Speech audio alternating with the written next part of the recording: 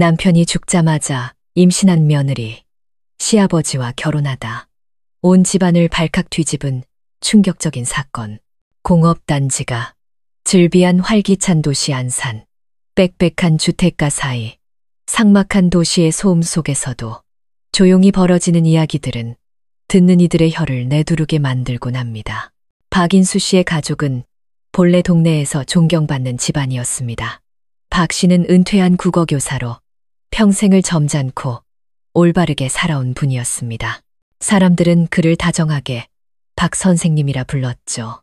그의 아내 김영숙 씨는 현명하고 부지런하며 평생을 남편과 자식을 위해 헌신한 분이었습니다.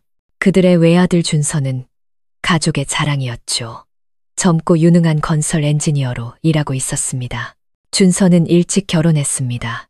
며느리 서유는 작고 아담한 체구의 예쁜 얼굴, 이름처럼 부드러운 목소리를 가진 여인이었죠.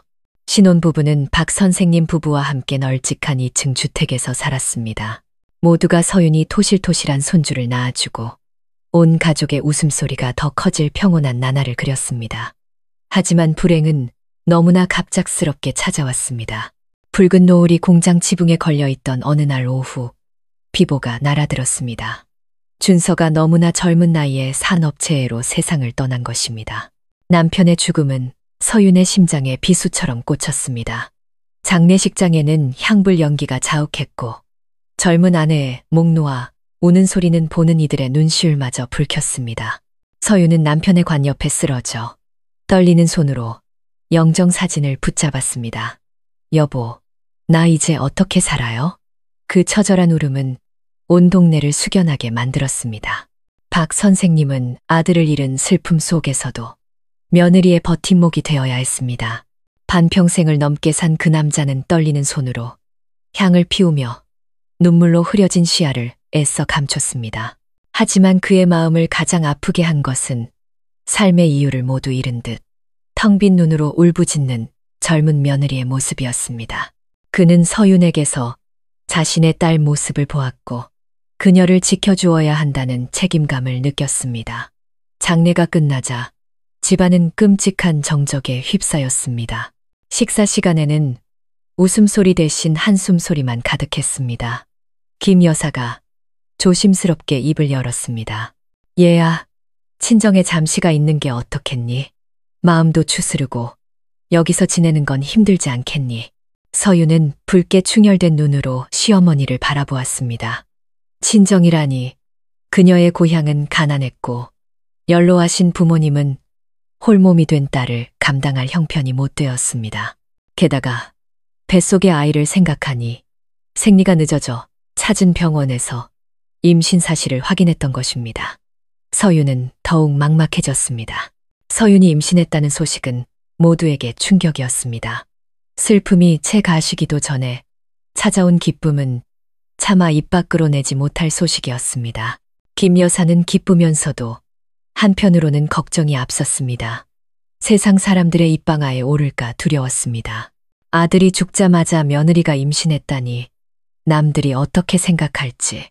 가문의 명예를 중시하는 그녀의 마음은 더욱 복잡해졌습니다. 반면 박 선생님은 뱃속의 아이를 죽은 아들과 가족을 이어주는 마지막 끈이라 여겼습니다. 무슨 일이 있어도 지켜야 한다. 그는 단호하게 말했습니다. 그는 밤늦게 서윤을 데리고 산부인과에 갔고 병원 복도에 조용히 앉아 초음파 스피커로 들려오는 태아의 심장 소리에 조용히 눈물을 훔쳤습니다. 그 순간 그는 손주에 대한 애틋함과 함께 이제 모든 짐을 홀로 짊어져야 할 가녀린 며느리에 대한 연민을 느꼈습니다. 그 후로 서윤은 자주 피곤해하고 어지럼증을 느꼈습니다. 박 선생님은 그런 서윤을 세심하게 챙겼습니다. 식사를 거르지 말라고 당부하고 장을 봐주고 우유를 타주고 밥상을 차려주었습니다. 그 관심은 처음엔 아버지의 사랑이었지만 점차 시아버지와 며느리 사이의 경계를 모호하게 만들었습니다. 동네 사람들은 수군거리기 시작했습니다. 박 선생님이 며느리를 너무 과하게 챙기네. 어떤 사람은 농담 반, 진담 반으로 말했습니다. 남편 잃은 며느리라지만 남들 눈이 있는데 조심해야지. 바늘처럼 날카로운 말들은 명예의 상처를 냈습니다. 그 말을 들은 서유는 남몰래 눈물을 흘렸습니다. 서럽고 부끄러웠습니다. 김 여사는 남편에게 넌지시 쏘아붙였습니다. 여보, 처신 좀 바로 하세요. 세상 사람들이 가만두지 않을 거예요. 하지만 박 선생님은 침묵했습니다. 그는 이 집안의 사정을 남들이 이해할 리 없다고 생각했습니다. 남편을 잃고 임신한 채 바람 앞의 촛불처럼 위태로운 젊은 여인, 그는 주변의 따가운 시선에도 아랑곳하지 않고 묵묵히 그녀의 곁을 지켰습니다. 누구도 예상하지 못했습니다. 눈물로 얼룩진 시간 속에서 나눈 보살핌과 위로가 기묘한 감정의 싹을 틔울 줄은. 그 감정은 위태롭고 죄스러웠지만 외면하려 할수록 더욱 선명해졌습니다. 그리고 사람들의 수군거림은 곧 거대한 불길을 일으킬 도화선이 될 것이었습니다. 준서의 장례 후 안산의 그 집은 짙은 슬픔에 잠겨 있었습니다.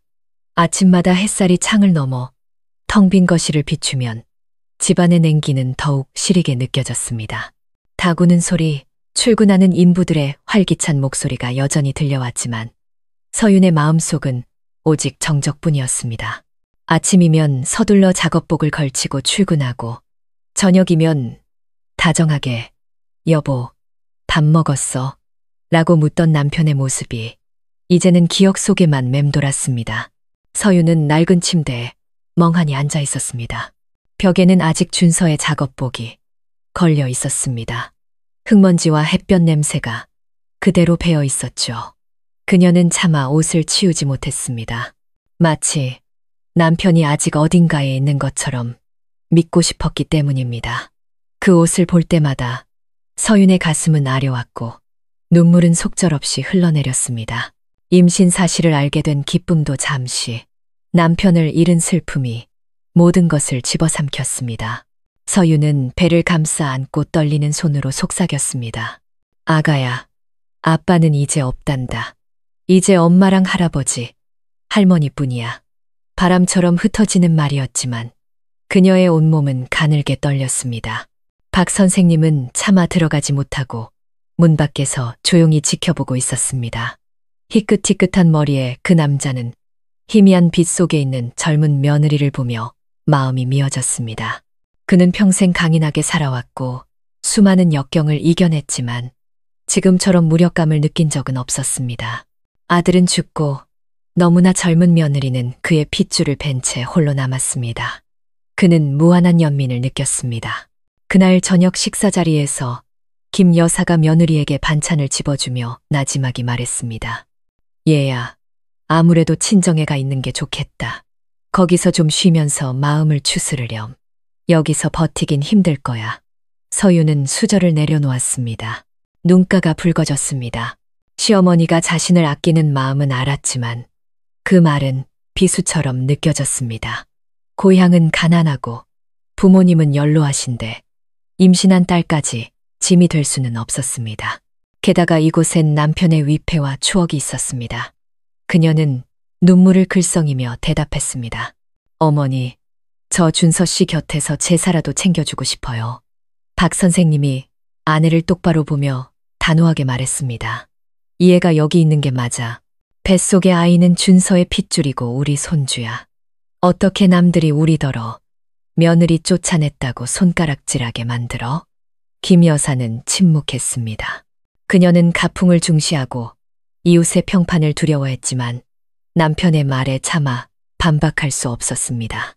그날 밤 서유는 뒤척이며 잠들지 못했습니다.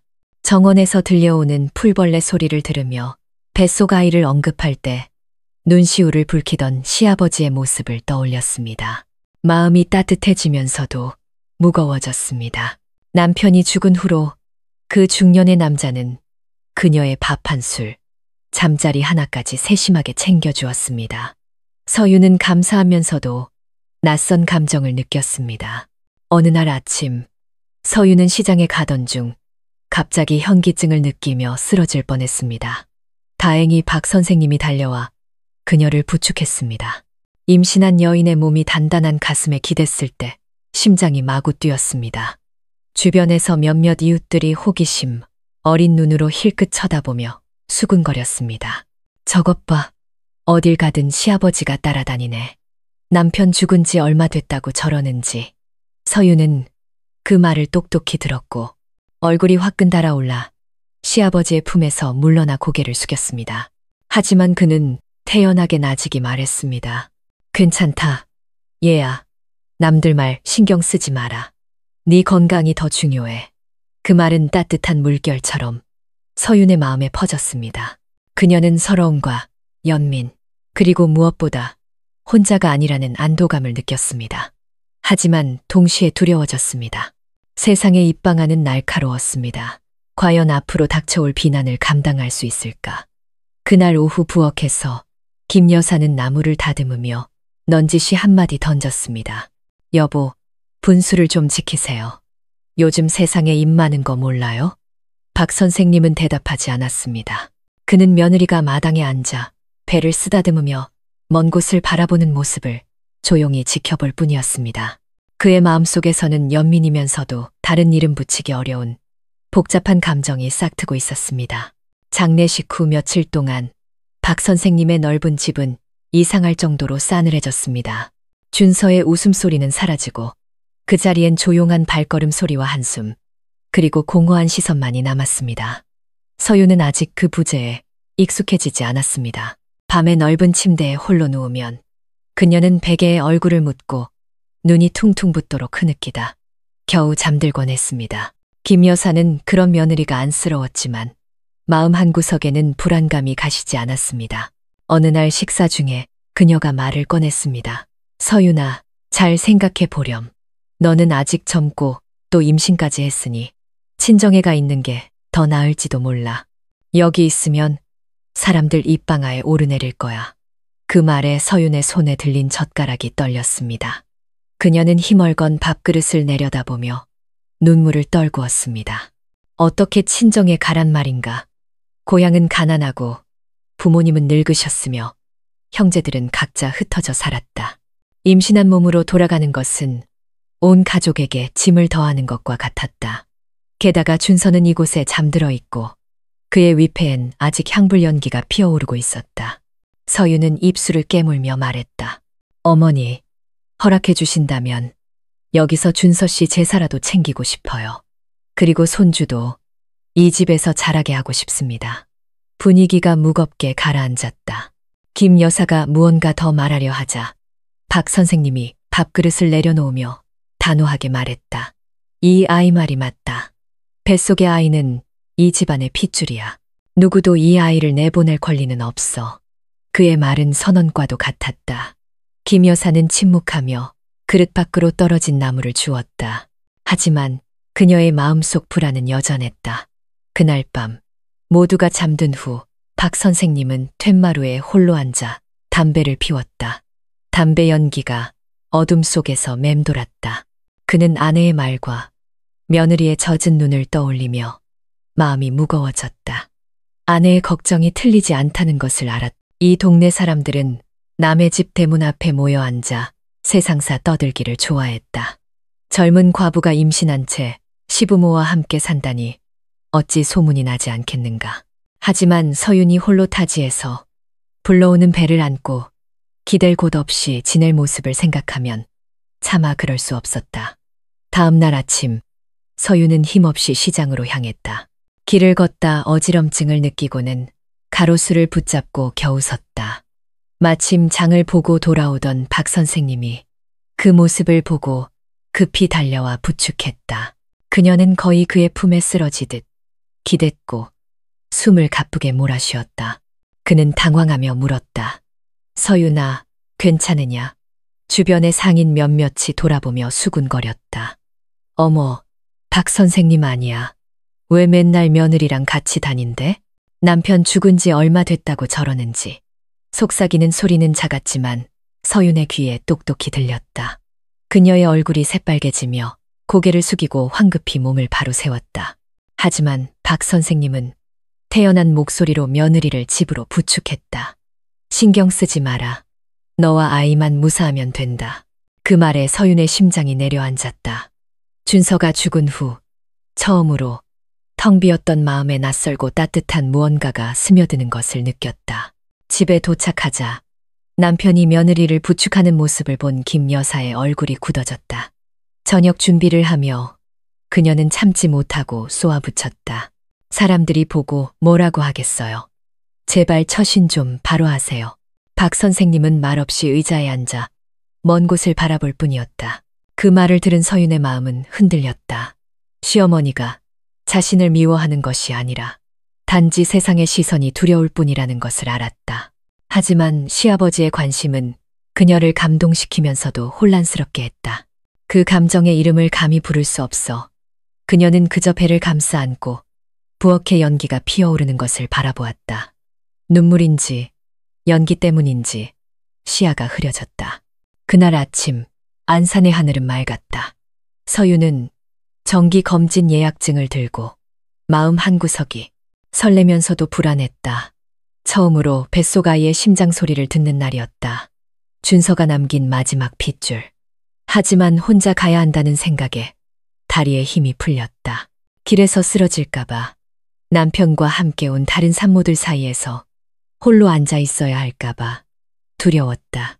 어찌할 바를 모르고 있는데 박 선생님이 헬멧을 들고 방문 앞에 나타났다. 그의 목소리는 부드러웠다. 검진 가야지. 아버지가 데려다 주마. 서윤은 놀라 고개를 들었다. 그녀는 망설였다. 아니에요. 혼자 갈 수 있어요. 남들이 보면 또 수군거릴 거예요. 임신한 몸으로 어딜 혼자 가니. 가다가 무슨 일이라도 생기면 어쩌려고. 박 선생님은 단호했다. 결국 서윤은 고개를 끄덕일 수밖에 없었다. 낡은 오토바이가 늙은 남자와 젊은 여자를 태우고 흙먼지 날리는 길을 천천히 달렸다. 바람이 얼굴을 스치고 서윤의 긴 옷자락이 펄럭였다. 그녀는 갑자기 목이 메었다. 등 뒤로 이웃들의 익숙한 시선이 따라붙었다. 그들은 눈을 가늘게 뜨고 입술을 비죽이며 무언가 속삭이더니 고개를 저었다. 개인 산부인과는 사람들로 붐볐다. 웃음소리, 남편이 아내를 부르는 소리, 아이들이 뛰노는 소리가 복도를 가득 메웠다. 서윤은 구석에 조용히 앉았다. 옅은 푸른색 임부복 아래로 배가 살짝 나와 있었다. 박 선생님은 복도에 허리를 구부정하게 숙인 채 마치 며느리를 잃어버릴까봐 걱정하는 듯 안쪽을 뚫어지라 쳐다봤다. 차례가 되자 의사는 청진기를 대고 서윤에게 아이의 심장 소리를 들려주었다. 쿵쿵쿵. 서윤은 울음을 터뜨렸다. 눈물이 뺨을 타고 흘러내렸다. 행복하면서도 고통스러웠다. 준서는 없지만 그의 생명은 여전히 그녀의 뱃속에 있었다. 밖으로 나오자 며느리의 눈이 붉게 물든 것을 보고 박 선생님은 조용히 낡은 손수건을 건넸다. 그는 떨리는 목소리로 말했다. 준서가 내 안에서 살아있는 거다. 그러니 강해져야 해. 아이를 위해서, 그리고 준서를 위해서라도. 그 말에 서윤은 고개를 들어 그의 눈을 깊이 들여다보았다. 그 눈은 다정하고 촉촉했다. 그 순간 그녀는 혼자가 아니라고 느꼈다. 서윤의 임신 소식은 금세 온 동네에 퍼졌다. 동정하는 사람도 있었고 의심하는 사람도 있었다. 한 할머니는 옆 사람 귀에 속삭였다. 박 선생님이 며느리 데리고 병원 가는 거 봤다니까. 참 이상하지 않아? 그러게 말이야. 뭔가 이상해. 무심코 던진 말들이 칼날처럼 서윤의 마음에 박혔다. 집에 돌아온 그녀는 이불을 뒤집어 쓰고 소리 없이 울었다. 집 밖으로 나가는 것이 사람들의 시선이 두려웠다. 김 여사도 소문을 어렴풋이 들었다. 그녀는 남편을 보며 얼굴을 찌푸렸다. 그것 봐요. 벌써 사람들이 수군거리기 시작했어요. 제가 괜한 소리 한 게 아니라고요. 당신이 가까이 할수록 남들이 더 주목할 거예요. 박 선생님은 한숨을 쉬며 나지막이 말했다. 난 그냥 아이 건강이 걱정돼서 그런 거요. 며느리가 임신했는데 어떻게 신경을 안 써. 김 여사는 고개를 저으며 더 이상 말하지 않았지만 그녀의 마음속 불안은 더욱 커져만 갔다. 그날 밤 서윤은 창가에 앉아 배에 손을 얹었다. 마당에서는 박 선생님이 묵묵히 화분을 정리하고 있었다. 달빛이 그의 희끗한 머리칼 위로 쏟아져 내렸다. 서윤은 그 모습을 보며 형용할 수 없는 감정에 휩싸였다. 그는 아버지 같으면서도 그보다 더 가깝고 든든한 버팀목처럼 느껴졌다. 그녀는 황급히 커튼을 치며 스스로를 꾸짖었다. 하지만 남편을 잃은 지 얼마 안 된 젊은 여인의 마음은 쉽게 통제되지 않았다. 심장은 두려움과 죄책감, 그리고 위태로운 기대감으로 쿵쾅거렸다. 어디선가 담장 너머로 누군가의 목소리가 들려왔다.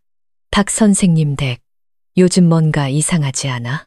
그 말은 바람에 흩어졌지만 곧 닥쳐올 폭풍우를 예고하기에 충분했다. 시간이 흘러 서윤의 배는 점점 불러왔고 입덧은 그녀를 지치게 했다. 얼굴은 수척해지고 창백해졌다. 아침에 기름 냄새만 맡아도 헛구역질이 났다. 어떤 날은 밥숟가락을 들자마자 화장실로 달려가 모든 것을 토해냈다. 박 선생님은 문 밖에서 안절부절 못했다. 그는 조용히 문을 두드렸다. 서윤아, 힘내거라. 아버지가 먹기 좋게 흰죽이라도 끓여주마. 부엌에서 그릇 부딪히는 소리가 조심스럽게 들려왔다. 그는 서툴게 죽을 쓰고 생강 몇 조각을 썰어 넣었다. 마침내 김이 모락모락 나는 죽 한 그릇이 며느리 앞에 놓였다. 그는 다정한 목소리로 말했다. 조금이라도 먹어보렴. 그러다 쓰러지겠다. 서유는 김이 피어오르는 죽 그릇을 보며 저도 모르게 눈물을 흘렸다. 준서가 죽은 후 시아버지를 제외하고는 아무도 그녀를 이렇게 세심하게 챙겨주지 않았다. 그녀는 조용히 죽을 먹었고 알싸한 생강향에 눈시울이 더욱 붉어졌다. 어느 날 오후 햇살이 뜨거웠다. 서윤이 채소를 사러 시장에 가려고 대문을 나서는 순간 눈앞이 캄캄해지며 그 자리에 쓰러졌다.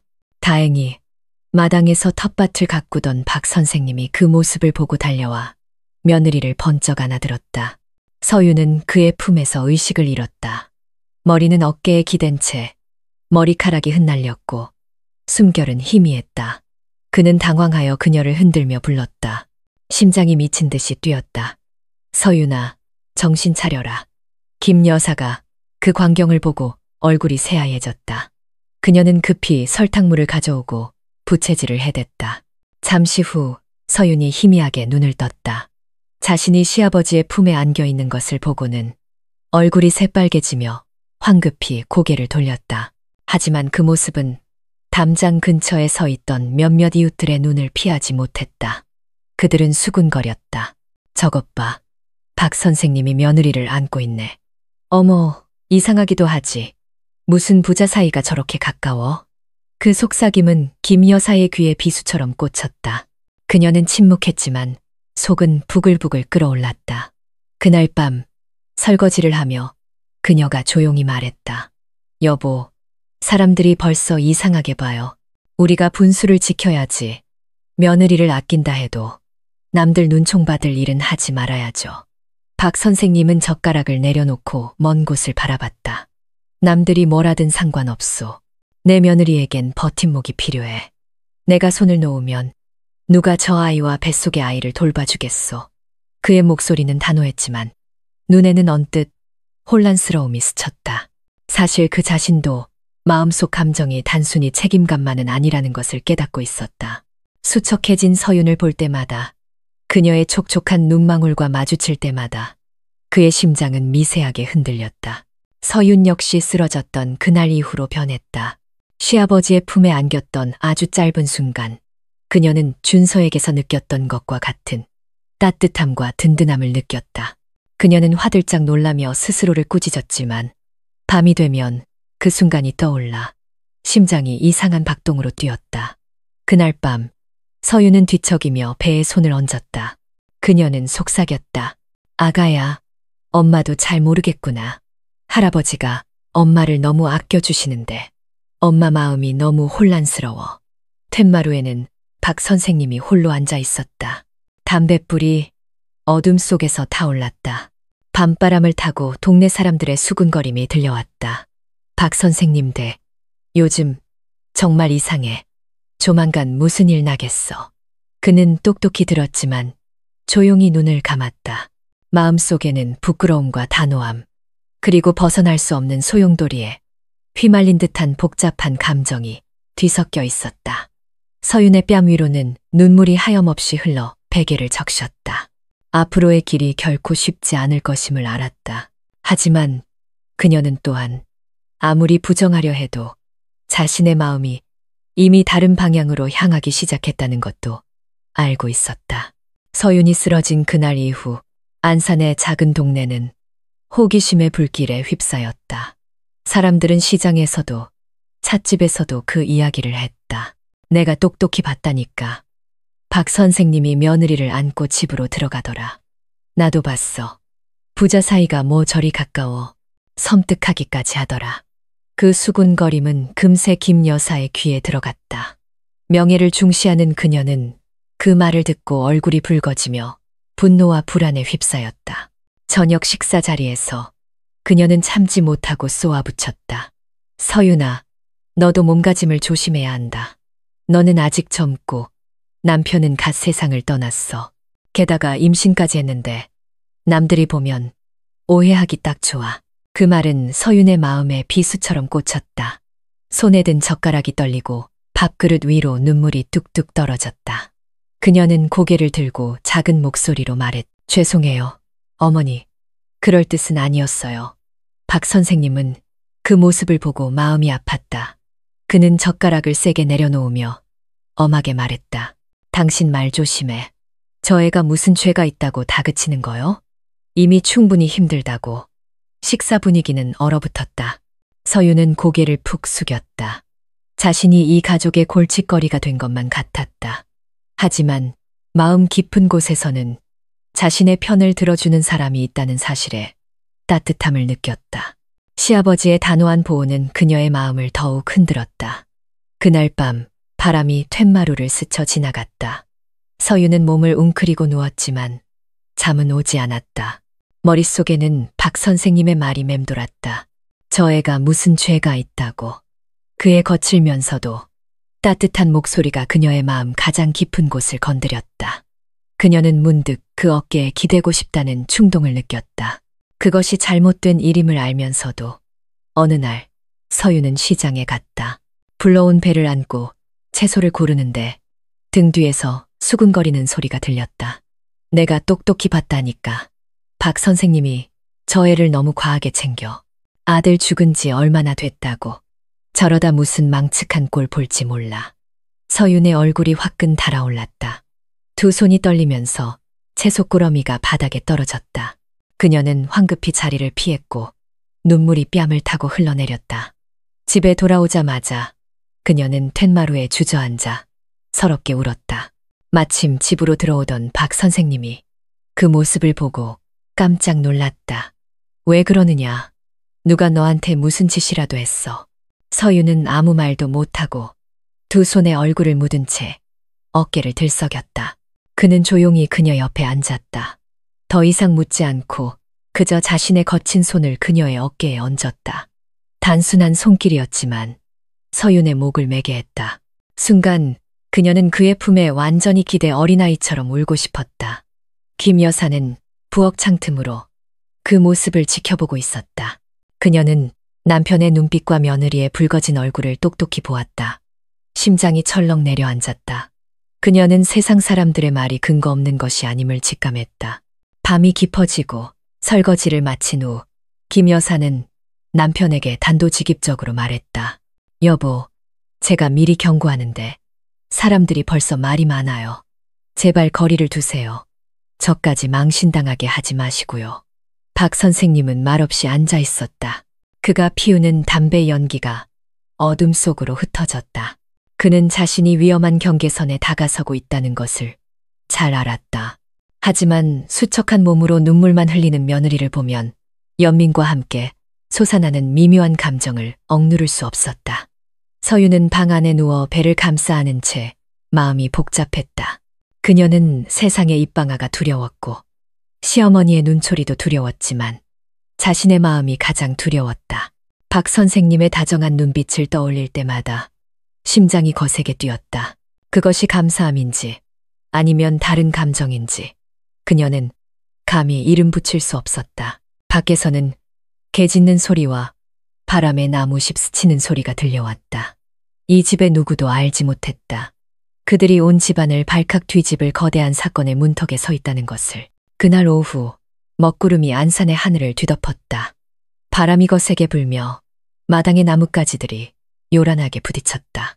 낡은 집안, 서유는 침대 구석에 몸을 웅크리고 앉아 있었다.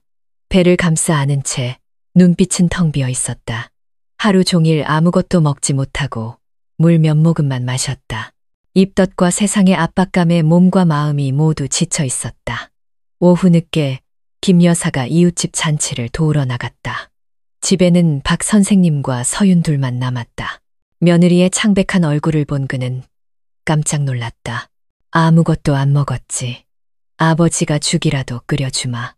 서윤의 대답을 기다리지도 않고 그는 부엌으로 가 불을 피우고 쌀을 씻고 생강을 썰었다. 작은 부엌에 매캐한 연기와 알싸한 생강 냄새가 섞여 퍼졌다. 서윤은 허리를 굽히고 있는 시아버지의 뒷모습을 보며 눈시울이 뜨거워졌다. 감사함과 서러움이 뒤섞여 복받쳐 올랐고 그녀는 울음을 터뜨렸다. 박 선생님이 놀라 달려왔다. 왜 그러느냐? 어디 아픈 게냐? 서윤은 고개를 저었지만 눈물은 멈추지 않았다. 약해진 마음에 그녀는 토해내듯 말했다. 너무 무서워요. 사람들이 저를 보고 수군거리고 제가 짐이 된 것 같아요. 그냥 사라져 버리고 싶어요. 그 말에 박 선생님의 심장이 철렁 내려앉았다. 그는 그녀 앞에 앉아 자신의 거친 손으로 그녀의 작고 떨리는 손을 잡았다. 그의 목소리가 메었다. 내 잘못이 아니다. 남들 말에 휘둘리지 마라. 내 곁엔 준서의 아이가 있고 그리고 아버지가 있지 않으냐. 그 순간 두 사람의 시선이 마주쳤다. 서유는 시아버지의 눈에서 걱정뿐만 아니라 다른 감정을 보았다. 깊고 따뜻한 그녀의 심장이 마구 뛰었다. 순식간에 시아버지와 며느리 사이의 경계가 희미해졌다. 하늘에서 천둥이 크게 울렸다. 밖에서는 비가 세차게 쏟아져 내렸다. 부엌 안 두 사람은 숨소리가 들릴 만큼 가까운 거리에서 마주 앉아 있었다. 서유는 감정을 억누르지 못하고 박 선생님의 품에 안겨 오열했다. 그는 그녀를 꽉 껴안았다. 떨리는 손으로 머리를 쓰다듬었고 숨결은 거칠었다. 그때 비를 피하러 잠시 들른 이웃집 아주머니가 그 광경을 목격했다. 그녀는 툇마루에 얼어붙은 채 서 있었다. 눈은 휘둥그레졌고 입에서는 신음이 터져나왔다. 세상에, 이게 무슨 일이야. 그녀는 뒤도 돌아보지 않고 황급히 달려가며 소리쳤다. 여러분, 이것 좀 봐요. 시아버지랑 며느리가 망측한 짓을 하고 있어요. 소문은 불길처럼 번져나갔다. 그날 저녁, 온 동네가 그 이야기로 떠들썩했다. 분노하는 사람, 호기심에 들뜬 사람, 수군거림은 집집마다 퍼져나가 서윤의 심장에 비수처럼 꽂혔다. 김 여사가 돌아왔을 때 이웃들의 웅성거림을 듣고 얼굴이 새하얘졌다. 집에 들어서자 남편과 며느리가 서로 떨어져 앉아 있었지만 두 사람의 눈은 붉게 충혈되어 있었다. 그녀는 절규했다. 세상에, 내가 평생 당신을 믿고 살았는데 어떻게 이런 망신을 당하게 할 수 있어요. 김 여사의 비명은 무거운 공기를 갈랐다. 서유는 두려움에 떨며 배를 감싸 안았다. 박 선생님은 아무 말도 못한 채 굳어 있었다. 그의 눈에는 죄책감과 함께 이미 통제를 벗어난 상황에 대한 단호함이 서려 있었다. 그날 밤 집안은 숨막힐 듯한 침묵에 잠겼다. 밖에서는 비가 여전히 세차게 내렸고 이웃들의 속삭임이 빗소리에 섞여 들려왔다. 각자의 마음속에서는 거센 폭풍이 몰아치기 시작했다. 그리고 이제 더 이상 되돌아갈 길이 없다는 것을 그들은 모두 알고 있었다. 그날 밤의 비는 시작에 불과했다. 다음 날 아침, 소문은 안산의 작은 동네 전체로 퍼져나갔다. 사람들은 박 선생님의 집 앞을 지나가며 호기심 어린 눈으로 훔쳐보았고 입으로는 끊임없이 수군거렸다. 세상에, 시아버지랑 며느리라니 정말 기가 막힌 일이야.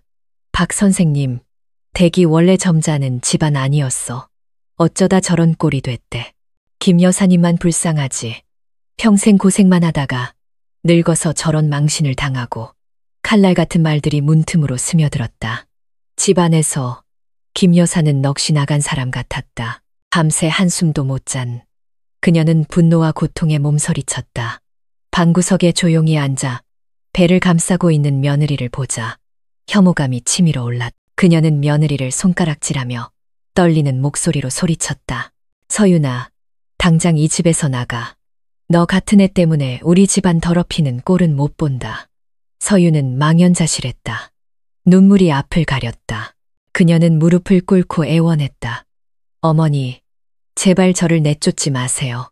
제가 잘못했지만 고의는 아니었어요. 너무 외롭고 서러워서. 닥쳐. 김 여사가 울부짖었다.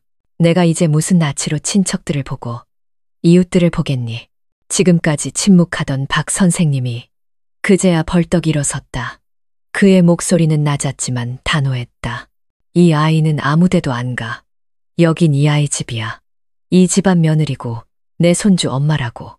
당신이 지금 제정신으로 하는 소리예요? 김 여사가 기가 막혀 소리쳤다. 사람들이 당신을 뭐라고 욕하는지 알기나 해요? 아비라는 사람이. 그녀는 말을 잇지 못하고 주저앉아 얼굴을 감싸고 통곡했다. 온 집안이 숨막히는 침묵에 잠겼다. 서유는 바닥에 꿇어앉은 채 가녀린 어깨를 떨었다. 어떤 변명을 해도 아무도 믿어주지 않을 것이고 용서해주지도 않을 것임을 알았다. 세상의 입방아는 그녀의 모든 퇴로를 막아버렸다. 그날 오후 소문을 들은 먼 친척들까지 찾아왔다. 마당에서는 질책하는 소리가 울려 퍼졌다. 이 집안은 이제 얼굴도 못 들고 다니게 생겼어. 서윤아, 너는 정말 못된 며느리구나. 감히 시아버지를 탐해. 박서방, 이런 짓을 하고도 남을 가르칠 자격이 있다고 생각하나.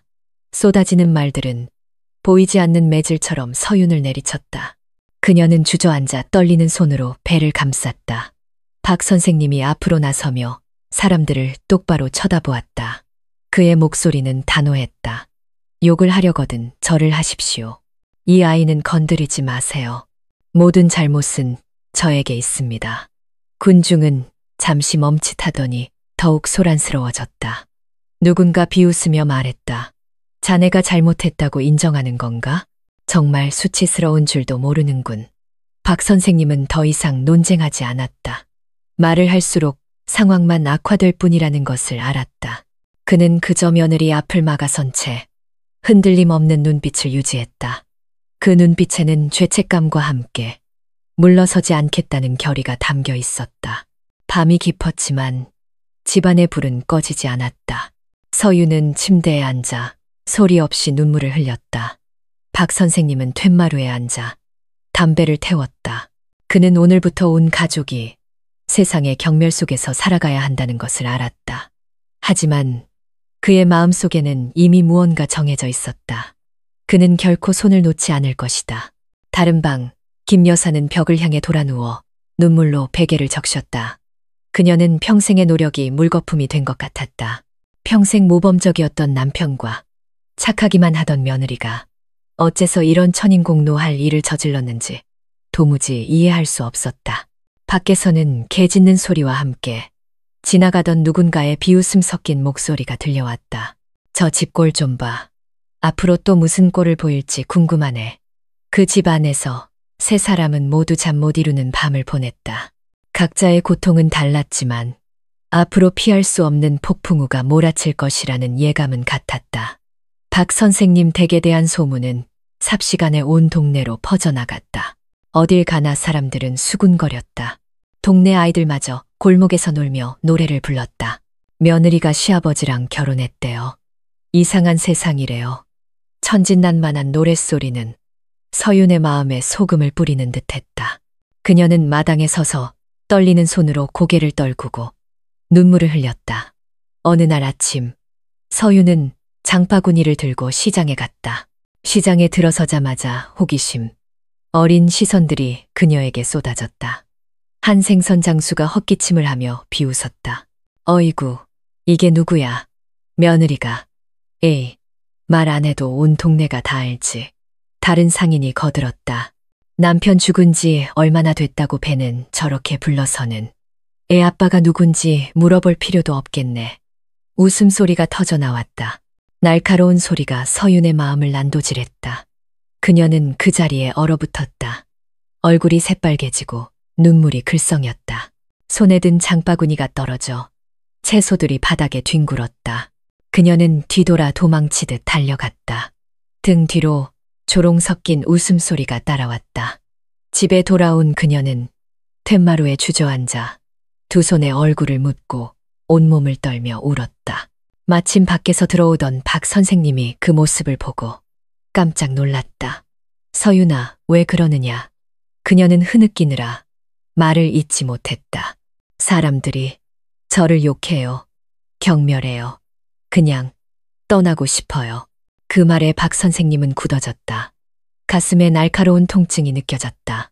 그는 며느리를 부축하며 떨리는 목소리로 물었다. 어디로 가려고? 고향으로요. 거기선 어떻게 살려고? 아버지가 지켜주겠다. 서윤은 눈물 젖은 눈으로 그를 올려다보았다. 그 눈에는 절망과 감사가 뒤섞여 있었다.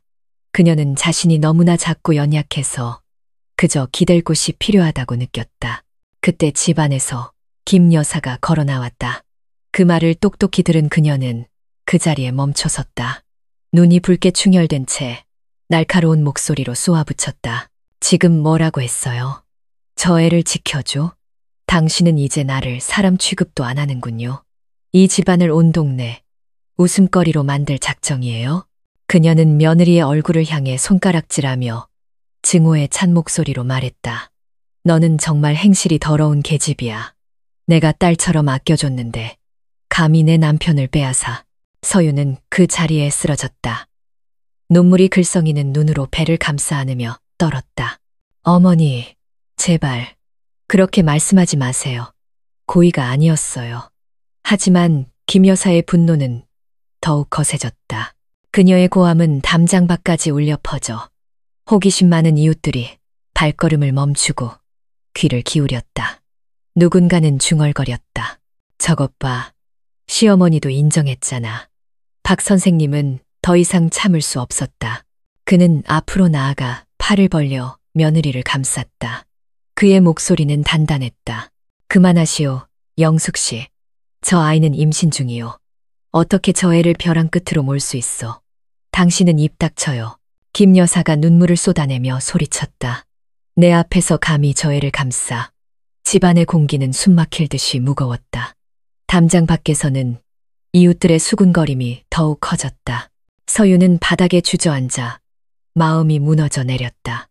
자신이 진흙탕 속에 빠져 허우적거리는 것 같았다. 그날 밤 날씨는 후텁지근했다. 서윤은 방에 누워 있었지만 눈은 퉁퉁 부어 있었다. 박 선생님은 툇마루에 앉아 담배를 연거푸 피웠다. 두 사람 모두 잠들지 못했다. 마음속에서는 따뜻하면서도 고통스러운 감정이 뒤엉켜 그들을 편견의 심연으로 더욱 가까이 끌어당기고 있었다. 옆방에서 김 여사는 벽을 향해 돌아누워 소리 없이 울었다. 그 울음소리는 밤의 정적 속에서 더욱 처량하게 들렸다. 그 무거운 어둠 속에서 세 사람은 모두 진정한 폭풍은 이제 막 시작되었음을 직감했다. 연이은 소란 끝에 박 선생님 댁은 마치 압력솥 같았다. 대문 밖을 지나가는 사람들은 누구나 한마디씩 던졌다. 어떤 이는 인사를 건네는 척했지만 눈빛은 노골적인 호기심으로 가득했다. 어떤 이는 아예 대문 앞에 서서 손가락질하며 비웃었다. 김 여사는 그 때문에 미칠 지경이었다. 평생을 현모양처로 살아온 그녀가 이제는 동네 사람들의 손가락질과 경멸의 대상이 되었다. 시장에 가거나 잔칫집에 갈 때마다 넌지시 던지는 말을 들어야 했다. 어머, 김 여사님, 너무 속상해 마세요. 집안 단속을 잘했어야지. 말끝을 흐렸지만 조롱하는 눈빛만으로도 그녀는 수치심에 얼굴이 붉어졌다. 어느 날 저녁 그녀는 부엌에 앉아 남편과 며느리가 말없이 식사하는 모습을 보았다. 며칠간 억눌렀던 분노가 폭발했다. 나 더 이상 못 참겠어요. 당신이든 저애든 둘 중 하나는 이 집에서 나가요. 분위기는 얼어붙었다. 서윤이 깜짝 놀라 젓가락을 떨어뜨렸다. 눈에는 눈물이 고였다. 박 선생님이 밥그릇을 내려놓으며 차분하지만 단호하게 말했다. 내가 말했잖소. 이 아이는 아무데도 안 가. 당신 미쳤어요? 김 여사가 소리쳤다. 당신이 지금 우리 집안 전체에 먹칠을 하고 있다는 걸 몰라요? 사람들이 밖에서 저주를 퍼붓는데 후손들까지 고개 숙이고 살게 할 작정이에요? 서유는 그 말 한마디 한마디가 칼날처럼 느껴졌다. 그녀는 떨며 일어서서 더듬거리며 말했다. 어머니, 제가 짐이 된다면 제가 떠날게요. 저 때문에 가정이 깨지는 건 원치 않아요. 말을 마친 그녀는 뒤돌아 대문으로 향했다. 박 선생님이 놀라 달려가 그녀의 손을 꽉 잡았다. 어딜 가려고 임신한 몸으로 길거리를 헤맬 작정이냐. 안 된다. 그의 눈빛은 너무나 단호해서 서유는 그 자리에 멈춰서서 눈물을 쏟았다. 하지만 그 모습은 김 여사의 분노에 기름을 부었다. 그녀는 식탁을 세게 내리치며 소리쳤다. 당신 정말 눈이 멀었군요. 저 애를 감싸느라 안 해도 가풍도 다 잊었어. 내가 맹세컨대 당신들 두 사람의 진짜 모습을 온 세상에 알리고 말겠어. 그 악독한 맹세는 벼락처럼 내리꽂혔다. 서유는 오열했고 박 선생님은 망연자실했다. 그는 이제 이웃뿐만 아니라 아내마저 가장 무서운 적이 될 것임을 직감했다. 아니나 다를까 다음 날부터 김 여사는 행동에 나섰다. 그녀는 친척 집을 찾아다니며 울면서 하소연했다. 아주버님, 형님, 제 남편이 늙어서 주책 없이 며느리랑 눈이 맞았어요. 전 이제 수치스러워서 고개도 못 들고 살겠어요. 소문은 더욱 멀리 더욱 악의적으로 퍼져나갔다. 사람들은 더 이상 수군거리지 않고 대놓고 욕을 했다. 아이들은 박 선생님 댁 대문 앞을 지나가며 소리쳤다. 콩가루 집안, 콩가루 집안. 서유는 방 안에 앉아 귀를 막고 배를 감쌌다. 눈물이 하염없이 흘렀다. 온 세상이 자신을 나락으로 밀어넣는 것 같았다. 모든 것을 포기하고 싶은 충동에 휩싸였지만 뱃속 아이의 희미한 발길질이 그녀를 현실로 되돌려 놓았다. 그녀는 무너질 수 없었다. 박 선생님은 날마다 수척해지는 며느리를 보며 마음이 찢어지는 듯했다. 그는 이대로 가다가는 두 사람 모두 세상의 비난에 파묻혀 죽을지도 모른다고 생각했다. 하지만 서윤의 절망적인 눈빛을 보면 그의 결심은 더욱 굳어졌다. 온 세상이 나를 욕하더라도 저 아이만큼은 내가 지켜야 한다. 밤이 깊어지고 고요한 집안에서 세 사람은 각자의 방에서 잠 못 이루며 고통을 삼켰다. 밖에서는 풀벌레 소리와 개 짖는 소리가 들려왔다. 밤바람은 창틈으로 스며들어 결코 그치지 않는 비웃음과 조롱을 실어 날랐다. 그 가족은 이미 너무 멀리 와버렸고 앞길에는 오직 폭풍우뿐이라는 것을 알고 있었다. 김 여사가 사방에 소문을 퍼뜨린 후 안산의 그 집은 폭풍의 한가운데에 놓였다. 매일 아침 대문을 열면 박 선생님은 누군가 일부러 던져넣은 쓰레기 쪽지들을 발견했다. 거기에는 시아버지와 며느리, 수치스러운 것들, 같은 악독한 글씨가 휘갈겨져 있었다. 어떤 날은 썩은 닭 시체를 대문 앞에 던져놓아 악취가 진동하기도 했다. 김 여사는 완전히 다른 사람이 된 것 같았다. 너무 많이 울어 얼굴은 야위었고 눈은 항상 붉었지만 증오로 가득 차 있었다. 어느 날 저녁 식사 자리에서 그녀가 밥그릇을 내려놓으며 날카롭게 말했다. 마지막으로 말할게요. 당신이든 저 애든 둘 중 하나는 이 집을 나가요. 난 이 치욕 속에서 더는 못 살겠어요. 공기가 얼어붙었다. 서유는 굳어진 채 떨리는 손으로 배를 감쌌다. 박 선생님이 고개를 들었다. 그의 목소리는 느렸지만 단호했다. 이 아이는 아무데도 안 가. 나도 마찬가지고 당신이 정 못 견디겠으면 당신이 나가시오. 그의 말은 김 여사의 마지막 희망마저 끊어버리는 비수와 같았다. 그녀는 얼굴을 감싸고 통곡했다. 당신 정말 양심도 없는 사람이군요. 이젠 나를 사람 취급도 안 하는군요. 그 울음소리는 애절했지만 박 선생님의 결심을 흔들지는 못했다. 그는 며느리를 돌아보았다. 그녀는 그 자리에 얼어붙은 채 흰밥 위로 눈물을 뚝뚝 흘리고 있었다. 그는 자신의 마음이 이미 선택을 내렸고 더 이상 돌아갈 길이 없음을 알았다. 그날 밤 서유는 방 안에 조용히 앉아 배를 감쌌다. 아이는 끊임없이 발길질을 하며 그녀가 무너질 수 없다는 것을 상기시켜 주었다. 하지만 압박감은 너무나 컸다. 세상의 입방아, 시어머니의 증오 어린 눈빛, 마음속의 죄책감이 그녀를 쇠약하게 만들었다. 한밤중 갑작스러운 복통이 찾아왔다. 서유는 침대 틀을 붙잡고 식은땀을 뻘뻘 흘렸다. 그녀는 희미하게 불렀다. 아버님, 아버님. 소리를 들은 박 선생님이 급히 달려왔다. 며느리가 창백한 얼굴로 입술이 파래진 것을 보고 그는 당황하여 그녀를 번쩍 안아들고 쏟아지는 빛 속으로 뛰쳐나갔다. 김 여사는 문 앞에 얼어붙은 채 서 있었다. 눈은 휘둥그레졌고 심장이 철렁 내려앉았다.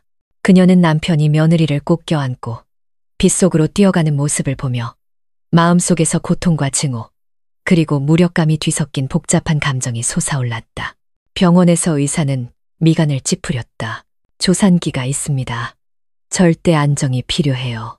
조금만 늦었으면 산모와 아이 모두 위험할 뻔했습니다. 그 말에 박 선생님은 안도의 한숨을 내쉬었지만 식은땀은 멈추지 않았다. 그는 복도에 주저앉아 두 손을 깍지 낀 채 눈시울을 붉혔다. 마음속에서는 서윤과 아이를 잃을지도 모른다는 생전 처음 느껴보는 두려움이 밀려왔다. 서윤이 깨어났을 때 붉게 충혈된 눈으로 자신을 지키고 있는 그를 보았다. 그녀는 울음을 터뜨리며 그의 손을 떨리는 손으로 잡았다. 죄송해요. 저 때문에 아버님까지 고생하시고. 하지만 이제 어떻게 살아야 할지 모르겠어요. 그는 그녀의 작은 손을 꽉 잡으며 메인 목소리로 말했다. 내 잘못이 아니다. 모두 내 잘못이야. 하지만 걱정 마라.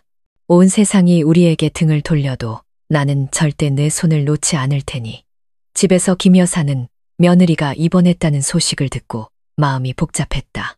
그녀는 홀로 앉아 눈물을 뚝뚝 흘렸다.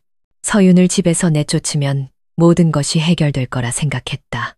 하지만 그 아이가 생사의 기로에 놓였다는 사실에 그녀의 마음은 찢어질 듯 아팠다. 아무리 증오해도 서윤은 그녀가 한때 딸처럼 아꼈던 며느리였다. 그날 밤 병원에서는 비가 여전히 세차게 내렸다. 박 선생님은 서윤의 손을 꼭 잡은 채 곁을 지켰다. 늙은 남자와 젊은 여자는 벗어날 수 없는 거대한 소용돌이에 함께 휘말려 있었다. 그들은 가장 큰 폭풍이 아직 앞에 남아있다는 것을 알고 있었다. 며칠간의 입원 끝에 서윤의 건강은 점차 안정되었다. 여전히 몸은 약했지만 뱃속 아이가 건강하다는 사실에 눈빛에는 조금이나마 생기가 돌았다. 박 선생님은 밤낮으로 그녀 곁을 지켰다. 머리가 희끗한 노인이 정성스럽게 땀을 닦아주고 이불을 덮어주는 모습은 간호사들 사이에서 동정 반, 의아한 반의 속삭임을 낳았다. 서윤이 조산기로 입원했다는 소식은 금세 시댁 친척들의 귀에 들어갔다. 어느 날 아침 서윤이 막 퇴원하여 집에 돌아왔을 때였다. 쉬기도 전에 마당이 오토바이 소리와 발걸음 소리로 시끄러워졌다. 크고 작은 아버지들과 고모, 숙모들이 줄지어 들이닥쳤다. 모두의 얼굴은 굳어 있었고 눈빛은 무거웠다. 가장 연장자인 사촌 형님이 먼저 입을 열었다. 목소리는 강철 같았다. 인수야, 요즘 내 집안일 때문에 온 집안이 낯뜨거워 죽겠다. 오늘 확실히 매듭을 짓자. 김 여사는 의자에 주저앉아 눈물을 뚝뚝 흘렸다. 그녀는 메인 목소리로 말했다. 제가 아무리 참으려 해도 저 사람과 며느리가 너무 멀리 가버렸어요. 이제 온 동네가 우리 집안을 손가락질해요. 웅성거림이 일었다. 한 아주머니가 서윤의 얼굴을 똑바로 가리키며 날카롭게 말했다. 너는 정말 행실이 더러운 계집이구나. 내 조카가 죽은 지 1년도 안 돼서 감히 시아버지를 홀려? 염치도 없니? 서윤은 그 자리에 무릎을 꿇었다. 어깨를 들썩이며 바닥으로 눈물을 뚝뚝 흘렸다. 그녀는 더듬거렸다. 제가 잘못했어요. 하지만 제발 뱃속의 아이는 저주하지 마세요. 아이는 죄가 없어요. 마당에는 한숨과 고개를 젓는 소리가 가득했다. 공기는 끊어질 듯 팽팽했다. 그때까지 침묵하던 박 선생님이 일어섰다. 그의 얼굴은 평온했지만 눈에는 이상한 불꽃이 타오르고 있었다. 그는 천천히 주위를 둘러보며 마당에 울려 퍼지는 거친 목소리로 말했다. 욕을 하시려거든 저에게 하십시오. 저주를 하시려거든 저에게 하십시오. 하지만 누구도 저 아이를 건드리지 마십시오. 아직도 저 애를 감싸는 거냐? 누군가 으르렁거렸다. 박 선생님은 주먹을 꽉 쥐고 한 글자 힘주어 말했다. 나와 서윤이는 이제 시아버지와 며느리 사이가 아니오. 우리는 함께하기로 결정했소. 그 말은 청천벽력과도 같았다. 마당의 모든 이들이 경악했다. 김 여사가 비명을 지르며 의자에 쓰러졌다. 세상에, 당신 지금 무슨 소리를 하는 거예요? 인수 씨, 당신 정말 염치도 없어요? 고함 소리가 터져 나왔다. 욕하는 사람, 손가락질하는 사람, 수십 년간 그를 존경했던 친척들은 이제 그를 가문의 배신자처럼 쳐다봤다. 그 사이 서유는 망연자실했다. 눈을 동그랗게 뜨고 심장이 미친 듯이 뛰었다. 시아버지가 모든 친척 앞에서 감히 그런 말을 할 줄은 상상도 못했다. 눈물이 터져 나왔다. 수치스러우면서도 감동적이었다. 박 선생님은 고개를 든 채 단호하게 말했다. 이것이 도리에 어긋나는 일임을 압니다.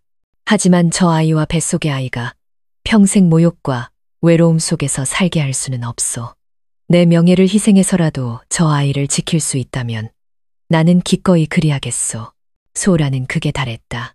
모두가 충격과 분노에 휩싸였다. 김 여사는 주저앉아 얼굴을 감싸고 통곡했다.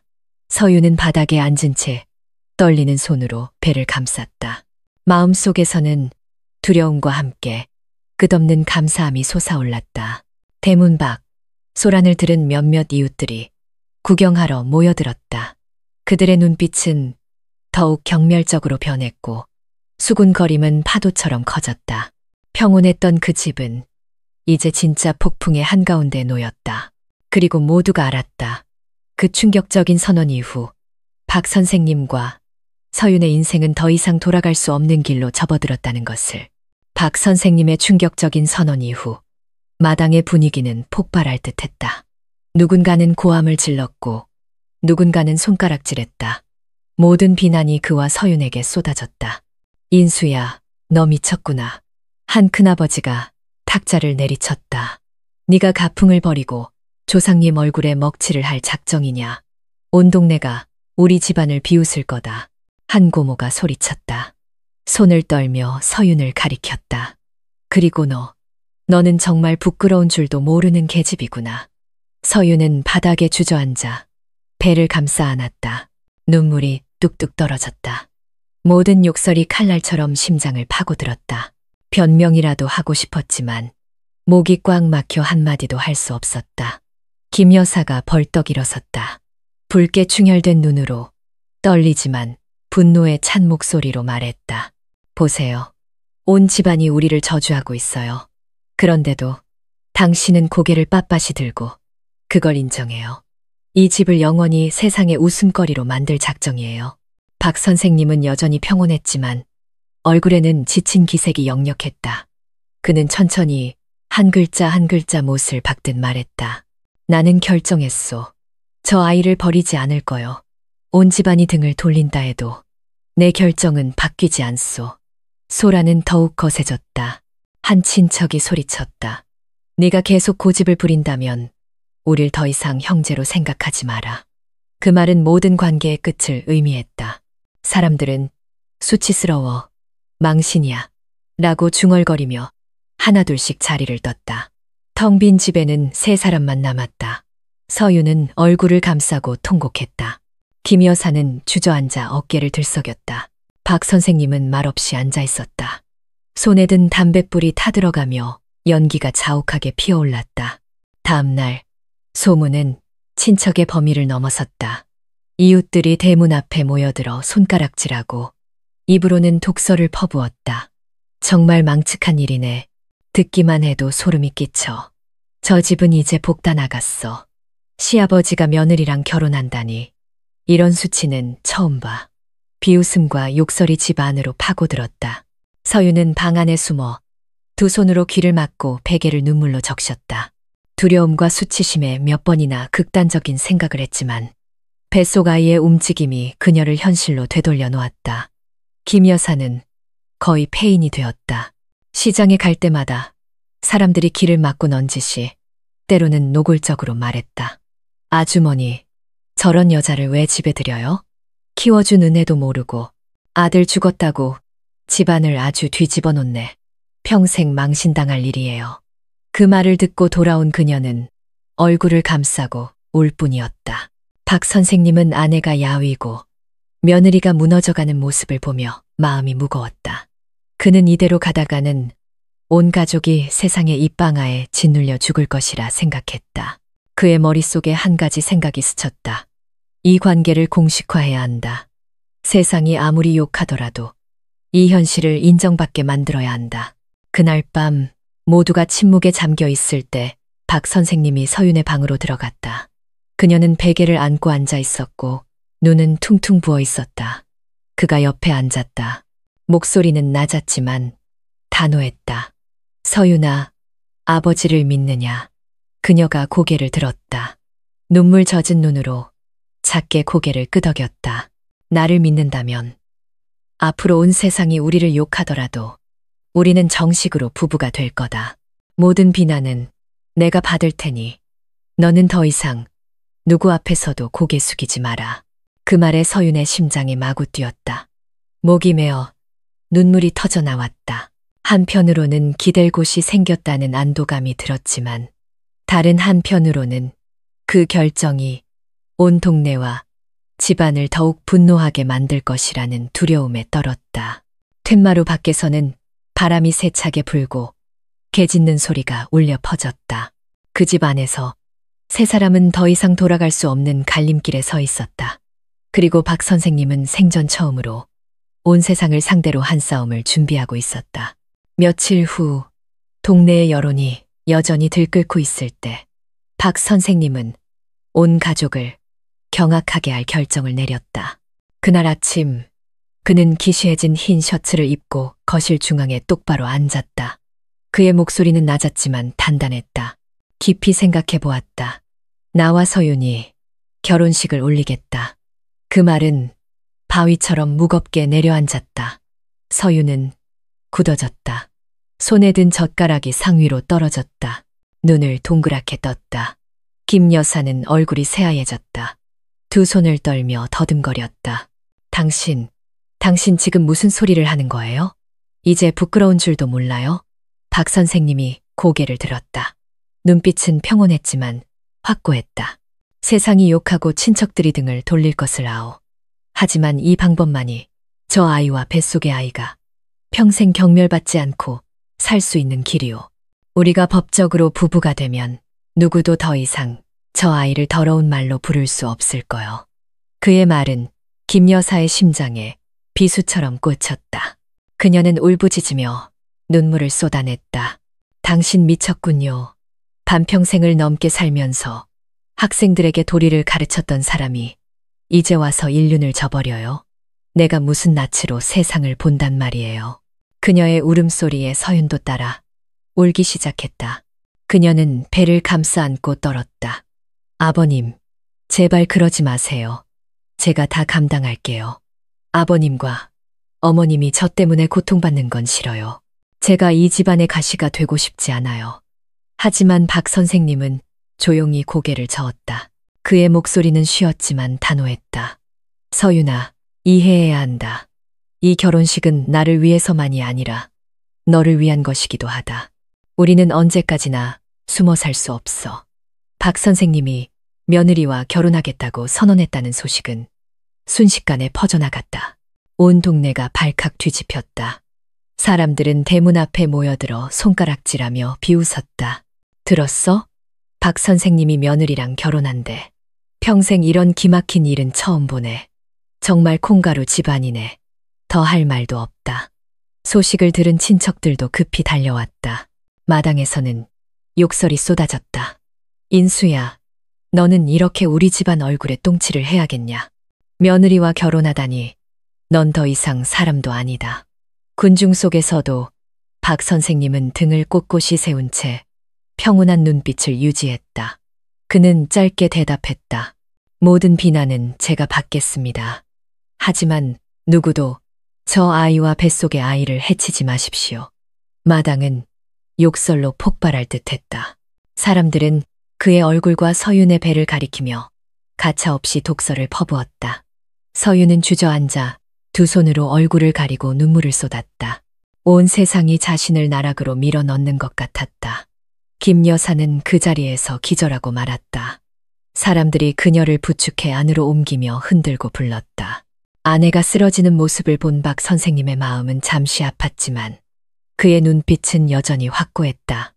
이 길에 들어선 이상 되돌아갈 수 없다는 것을 알았다. 그날 밤 바람 소리만 들리는 고요한 집안에서 서윤은 홀로 방에 앉아 배를 감싸 안고 눈이 퉁퉁 붓도록 울었다. 감사하면서도 두려웠다. 이 결혼식이 과연 박 선생님의 말처럼 평온을 가져다 줄까? 아니면 자신과 아이의 인생에 평생 씻을 수 없는 오점을 남기게 될까? 툇마루에서 박 선생님은 말없이 담배를 태웠다. 그의 눈에는 피로와 함께 무서울 정도의 결의가 서려 있었다. 그는 혼잣말처럼 속삭였다. 온 세상이 반대하더라도 나는 해야만 한다. 박 선생님이 며느리와 결혼하기로 결심했다는 소식은 동네에 떨어진 폭탄과도 같았다. 매일같이 그의 집 대문 앞에는 사람들이 모여들어 손가락질했다. 어떤 이는 지나가는 척했지만 호기심 어린 눈은 집안 구석구석을 훑었다. 다른 이들은 숨기지도 않고 대놓고 욕설을 퍼부었다. 세상에 시아버지가 며느리랑 결혼하다니 이런 망측한 일이 있나. 정말 콩가루 집안이야. 집안의 수치다. 김 여사는 며칠 만에 깡마르고 말았다. 거의 먹지도 마시지도 않았고 눈은 퀭했으며 머리는 헝클어졌다. 남편을 볼 때마다 그녀는 울음을 터뜨리며 갈라진 목소리로 말했다. 차라리 날 죽여요. 이렇게 수치스럽게 살게 하지 말고. 하지만 박 선생님은 확고했다. 그는 조용히 혼인신고 절차를 알아보고 아는 사람을 통해 서류를 준비했다. 돌아오는 길, 그의 얼굴은 햇볕에 그을렸지만 눈빛은 이상하게 빛났다. 그는 단호하게 말했다.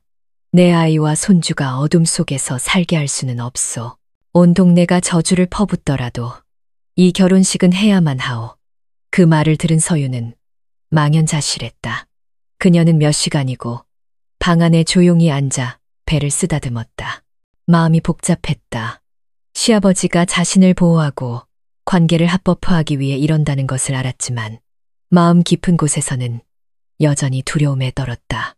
과연 이 결혼식이 저 욕설들을 잠재울 수 있을까? 아니면 더 크게 만들 뿐일까?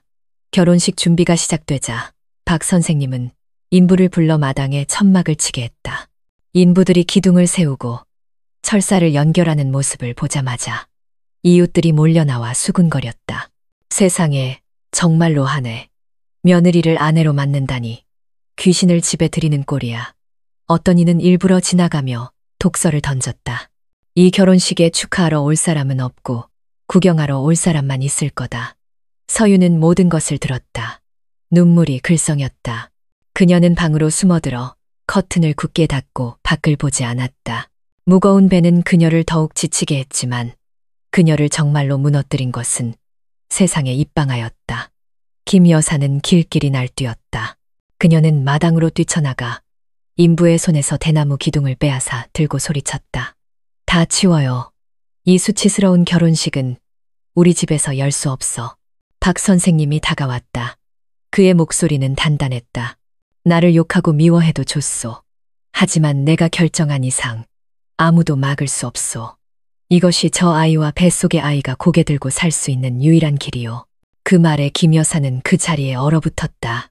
그녀는 툇마루에 주저앉아 통곡했다. 소문은 불길처럼 번져나갔다. 온 친척이 몰려와 소리치고 의절하겠다고 협박했다. 하지만 그 모든 것 앞에서 박 선생님은 침묵했다. 그의 모습은 폭풍 속의 고목처럼 단단했다. 서유는 갇혀버린 새끼 새 같았다. 그녀는 배를 감싸 안고 마음이 어지러웠다. 모든 것으로부터 도망치고 싶으면서도 뱃속의 작은 생명 때문에 손을 놓을 수 없었다. 밤이 되자 그녀는 배에 손을 얹고 속삭였다. 아가야, 엄마는 어떻게 해야 할까? 할아버지는 모든 것을 희생하려 하시는데 엄마는 너무 무서워. 밖에서는 천막이 거의 다 세워졌다. 플라스틱 의자들이 쌓여 있고 붉은색 천이 덮여 작은 동네에서 유독 눈에 띄었다. 지나가는 사람마다 걸음을 멈추고 경멸의 눈빛을 보냈다. 온 동네가 떠들썩했다. 모두가 결혼식 날을 기다렸다. 축하하기 위해서가 아니라 역사상 전례 없는 사건. 그들의 눈에는 한 가족의 완전한 몰락을 직접 목격하기 위해서였다. 결혼식 날, 안산의 하늘은 흐렸다. 잿빛 구름이 잔뜩 낀 것이 불길한 징조 같았다. 박 선생님의 집마당에는 천막이 세워져 있었고 붉은 천이 바람에 펄럭였다. 플라스틱 의자들이 줄지어 놓여 있었다. 하지만 시끌벅적한 다른 결혼식과 달리 이곳에는 수군거림과 비웃음, 그리고 노골적인 시선만이 가득했다. 아침부터 이웃들이 몰려들었다. 골목 어귀까지 사람들로 가득 찼다. 꽃이나 선물을 들고 온 사람은 아무도 없었고 오직 호기심과 경멸만을 가지고 왔다. 누군가 입술을 비죽이며 말했다. 농담인 줄 알았더니 진짜로 하네. 시아버지가 며느리랑 결혼하다니 세상이 미쳐 돌아가는구나. 이건 결혼식이 아니라 그냥 구경거리야. 누가 축복하겠어. 시댁 친척들도 몰려왔다. 모두의 얼굴은 굳어 있었다. 한사촌 형님이 대문 앞에서 큰 소리로 외쳤다. 인수야, 너 부끄러운 줄도 모르냐.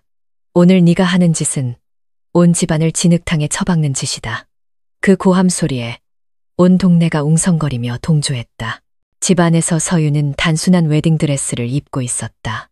순백의 드레스는 본래 기쁨과 행복의 상징이지만 지금 그녀에게는 마음을 짓누르는 무거운 짐일 뿐이었다. 그녀는 거울 앞에 서서 자신의 창백한 얼굴을 보았다. 너무 많이 울어 눈은 붉게 충혈되어 있었다. 불러온 배 때문에 드레스는 몸에 꽉 끼었고 그 모습이 그녀를 더욱 서글프게 했다. 김 여사는 구석에 앉아 있었다. 상복 같은 어두운 색 옷을 입고 머리는 헝클어져 있었다. 그녀는 며느리도 남편도 쳐다보지 않고 그저 고개를 숙이고 울고 있었다. 그 울음소리 하나하나가 듣는 이의 마음을 아프게 했다. 그녀는 중얼거렸다. 하늘도 무심하시지. 어찌 제 팔자가 이리도 기구한가요? 결혼 행진곡이 울려 퍼지자 시끌벅적해야 할 분위기 대신 온 동네가 조롱하듯 웃었다. 북소리와 나팔소리는 호기심 많은 군중 속에서 공허하게 흩어졌다. 어떤 이들은 일부러 휘파람을 불며 독서를 던졌다. 망측한 결혼식 구경 한번 잘해보자. 박 선생님이 밖으로 나왔다. 얼굴은 수척했지만 눈빛은 확고했다. 그는 서윤의 손을 잡고 마당으로 이끌었다. 수백 개의 시선 앞에서 그는 또렷하게 한 글자 말했다. 오늘 저와 서윤이는 정식으로 부부가 됩니다. 저를 저주하고 싶은 분은 마음껏 저주하십시오. 하지만 제 아내와 뱃속의 아이를 해치지는 마십시오. 그 말에 군중은 더욱 소란스러워졌다. 욕하는 사람, 웃는 사람, 고개를 젓는 사람. 그 폭풍 속에서도 박 선생님은 굳건히 서서 서윤의 손을 꽉 잡았다. 서윤은 고개를 숙인 채 드레스 위로 눈물을 뚝뚝 흘렸다. 부끄러우면서도 마음이 떨렸다. 조롱 섞인 웃음소리 속에서 몇몇의 속삭임이 들려왔다. 저 애도 불쌍하지만 자기가 선택한 길이야. 불쌍하긴 뭐가 불쌍해.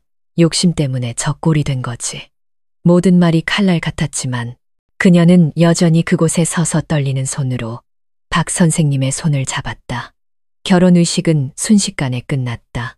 축사도 박수 소리도 없었다. 오직 비웃음과 경멸의 시선만이 가득했다.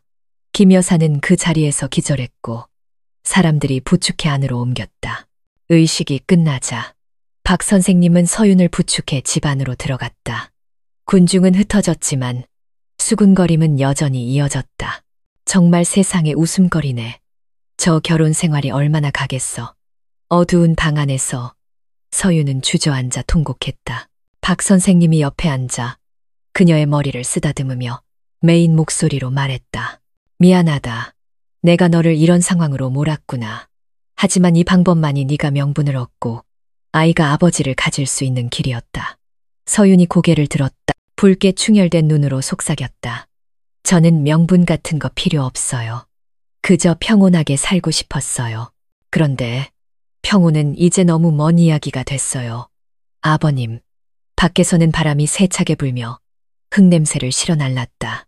결혼식은 끝났지만 그 여파는 이제 막 시작되고 있었다.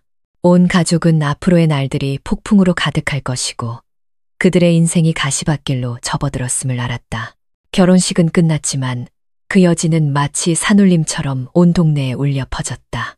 다음 날 시장에 간 김 여사는 고개를 푹 숙인 채 모든 것을 피하려는 듯 등을 구부정하게 굽혔다. 그녀를 보자마자 상인들이 헛기침을 하며 입술을 비죽였다. 어머, 저기 봐. 시어머니가 이제 장모님이 되셨네. 정말 듣도 보도 못한 망신이야.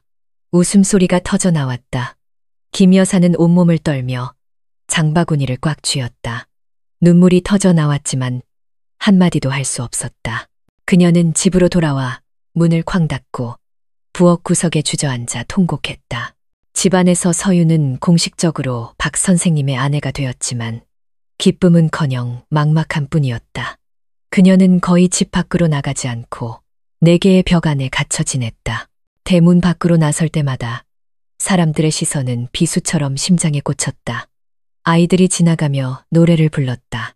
할아버지 세 부인, 딸도 되고 엄마도 된대요. 무서워. 그 천진난만한 노랫소리에 서윤의 얼굴이 새하얘지고 심장이 멎는 듯했다. 그녀는 그저 배를 감싸 안고 황급히 집으로 들어가 문을 굳게 닫을 뿐이었다. 많은 밤을 눈물로 지새우며 이 지독한 소용돌이에 휘말리지 않았더라면 하고 바랐다. 박 선생님은 그 모습을 보며 마음이 찢어질 듯 아팠다. 그는 세심한 관심으로 그 아픔을 메워주려 했다. 직접 요리를 하고 청소를 하고 영양제를 사다 주며 정성껏 돌봤다. 하지만 그가 아낄수록 세상의 입방안은 더욱 날카로워졌다. 사람들은 가차없이 말했다. 늙어서 주책이야. 박 선생님, 평생 쌓은 교사 명예가 강물에 떠내려갔네. 처음에는 침묵했지만 점차 그 악독한 말들은 그의 마음에도 상처를 냈다. 많은 밤을 그는 툇마루에 앉아 담배를 연거푸 피웠다. 연기 때문인지 억눌린 눈물 때문인지 눈은 항상 붉었다. 김 여사는 한 집에 살았지만 거의 남처럼 지냈다. 함께 식사하지도 남편의 얼굴을 보지도 며느리와 대화하지도 않았다. 온종일 부엌 구석에 있거나 방문을 닫고 누워만 있었다. 때때로 그녀의 통곡 소리가 집안에 울려 퍼져 모두를 침묵하게 만들었다. 서유는 그 소리를 들으며 마음이 아팠다. 그저 배를 감싸 안고 조용히 앉아 시어머니의 분노를 어떻게 풀어야 할지 몰라 막막해했다. 어느 날 저녁 식사가 끝난 후 서유는 조심스럽게 김 여사 앞에 다가가 무릎을 꿇었다. 어머니, 제가 잘못했어요. 제발 용서해 주세요. 단지 이 아이만은 미워하지 말아주세요. 우리 집안의 핏줄이잖아요. 김 여사는 고개를 돌렸다. 눈물이 하염없이 흘렀다. 그녀는 아무 말도 하지 않았지만 떨리는 손으로 옷자락을 꽉 쥐었다. 마음속의 증오와 핏줄에 대한 애정이 뒤엉켜 심장이 두 갈래로 찢어지는 듯했다. 밖에서는 동네 사람들의 수군거림이 그치지 않았다. 사람들은 박 선생님 댁을 살아있는 연극처럼 여겼고 지나갈 때마다 몇 마디씩 조롱을 던졌다. 어떤 이는 일부러 문을 두드리고 독서를 퍼부은 뒤 만족스러운 웃음소리와 함께 사라지기도 했다. 그 집 안에서 늙은 남자와 젊은 여자 그리고 늙은 어머니는 전례 없는 숨막히는 삶을 살고 있었다. 서유는 날마다 쇠약해졌고 박 선생님은 더욱 단단해졌으며 김 여사는 더욱 원망에 잠겨갔다. 그리고 모두가 이해했다. 이것은 충격적인 결혼식 이후 시작된 기나긴 폭풍 후의 서막에 불과하다는 것을. 그 선택의 대가는 상상했던 것보다 훨씬 더 무거웠다. 결혼식 이후의 나날들은 무겁게 흘러갔다. 마치 집 전체에 검은 그림자가 드리운 듯했다. 서유는 거의 대문 밖으로 나가지 못했다. 박 선생님은 날마다 야위어 갔다. 머리는 더욱 휘어졌고 등은 세상의 무게에 짓눌린 듯 굽었다. 김 여사는 여전히 방 안에 틀어박혀 말없이 지냈다. 그날 밤 밖에서 바람이 거세게 불 때였다. 서윤에게 갑자기 극심한 복통이 찾아왔다. 임신 8개월째 배가 뒤틀리듯 아팠고 식은땀이 비오듯 쏟아졌다. 그녀는 배를 감싸 안고 창백한 얼굴로 힘겹게 불렀다. 아버님, 살려주세요. 박 선생님이 놀라 달려왔다. 며느리가 배를 움켜쥐고 뒹구는 것을 보고 생각할 겨를도 없이 그녀를 번쩍 안아들고 어두운 밤 속으로 뛰쳐나갔다. 김 여사가 소리를 듣고 황급히 따라 나왔다. 얼굴은 하얗게 질렸고 심장이 멎는 듯했다. 분노는 여전했지만 걱정은 그보다 컸다. 병원에서 의사는 미간을 찌푸렸다. 조산이지만 급히 수술해야 합니다. 그렇지 않으면 산모와 아이 모두 위험합니다. 그 말에 박 선생님의 심장이 멎는 듯했다. 그는 떨며 서윤의 손을 잡고 갈라진 목소리로 말했다. 힘내거라. 아버지가 바로 여기 있을게. 수술은 끝없이 길게 느껴졌다. 박 선생님은 복도에 앉아 두 손을 깍지 낀 채 차가운 땀을 흘렸다. 김 여사는 옆에 앉아 눈물 젖은 눈으로 하늘에 빌고 또 빌었다. 모든 징후가 사라지고 마음속에는 오직 아이와 며느리에 대한 걱정뿐이었다. 마침내 수술실에서 응애하는 아기 울음소리가 터져 나왔다. 박 선생님과 김 여사는 동시에 벌떡 일어섰다. 눈물이 터져 나왔다. 의사가 나와 미소를 지으며 말했다. 산모도 아이도 모두 건강합니다. 아주 잘생긴 아들이에요. 박 선생님은 떨며 간호사가 건네는 아이를 받아 안았다. 그의 눈은 눈물로 흐려졌고 늙고 거친 손은 아이를 가슴에 안고 떨었다. 그는 어린아이처럼 울음을 터뜨렸다. 아들아, 내 손주야. 김 여사는 옆에 서서 붉은 핏덩이 같은 아이를 보았다. 목이 메고 눈시울이 뜨거워졌다. 아무리 원망스러워도 이 핏줄은 자신의 친손주이자 가문의 희망이었다. 그녀는 떨리는 손을 뻗어 작은 얼굴을 만졌다. 눈물이 하염없이 쏟아졌다. 서윤이 깨어났을 때 박 선생님이 아이를 안고 있고 김 여사가 그 곁에서 눈물을 흘리는 모습을 보았다. 그녀도 울음을 터뜨렸다. 그동안 억눌렀던 모든 고통과 수치심이 한꺼번에 터져 나왔다. 서윤은 떨며 손을 뻗어 아이를 받아 안았다. 가슴에 꼭 껴안고 흐느꼈다. 아가야, 미안해. 이런 세상에 태어나게 해서. 하지만 엄마가 무슨 일이 있어도 너를 지켜줄게. 서윤이 출산했다는 소식은 금세 동네에 퍼졌다. 처음에는 여전히 수군거렸다. 저것 봐. 망측한 관계에서 태어난 아이야. 앞으로 인생이 참 고달프겠네. 하지만 토실토실하고 사랑스러운 아이의 모습을 보고 우렁찬 울음소리를 듣자 많은 이들이 차마 모진 말을 하지 못했다. 한 이웃 아주머니가 훔쳐보더니 작게 한숨을 쉬었다. 불쌍하게도 아이가 무슨 죄가 있겠어. 한때 욕설을 퍼붓던 몇몇 사람들도 목소리를 낮췄다. 조롱 대신 그들은 그저 고개를 젓고 조용히 자리를 떴다. 집 안에서는 아이의 울음소리가 오랫동안 짓눌렀던 무거운 공기를 깨뜨렸다. 김 여사는 처음에는 여전히 냉담한 척했지만 밤마다 몰래 잠든 손주를 안아보곤 했다. 그녀의 눈빛은 점차 부드러워졌고 자장가를 부르는 목소리는 바람처럼 속삭였다. 자장자장, 우리 아가 잘도 잔다. 박 선생님이 밖에서 그 모습을 지켜보며 눈시울을 붉혔다. 서윤은 침대에 누워 그 광경을 보았다. 마음이 따뜻하면서도 쓰라렸다. 그녀는 이 아이가 가족의 폭풍우를 잠재울 수 있는 유일한 달이라는 것을 이해했다. 밖에서는 바람이 여전히 불었고 세상의 입방아는 아직 그치지 않았다. 하지만 그 작은 집 안에서 아주 오랜만에 희미한 빛이 보이기 시작했다. 막 태어난 아이의 맑은 울음소리에서 시작된 빛이었다. 아이가 태어난 후 어둡던 집안에 온기가 돌기 시작했다. 응애하는 울음소리, 천진난만한 웃음소리가 무거운 분위기를 덜어주었다.